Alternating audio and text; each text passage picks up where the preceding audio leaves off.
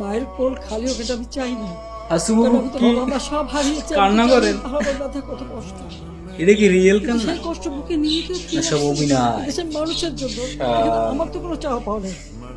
হাসুবাবু আমি তো কি আমার হয়েছে ছেলেমেয়ের আপনার? জন্য কিছু করিনি, শুধু তাদের আপনার কান্দন লেখাপড়া। দেখে তো আমারও কান্দন নিজেই হয়। চাকরি করছে, নিজেই করেছে, আমি কতটুকু আরে হাসুবাবু কান্দেন কিন্তু কা? আমি দেশের মানুষের জন্য করেছি।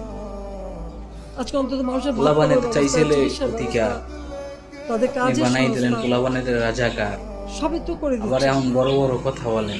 যখন আমরা একটা উন্নয়নশীল দেশের মর্যাদা পেলাম, তখনই এই তাণ্ডব করে ঠিক যে জায়গাগুলি মানুষের সেবা করে সেই জায়গাগুলিতেই আঘাত। কোটা সংস্কার আন্দোলন, কোটা তো আমি বাতিলই করে দিয়েছি। আমি আহ্বান করেছিলাম যে একটু ধৈর্য ধরো, হাইকোর্টে শুনানি হবে,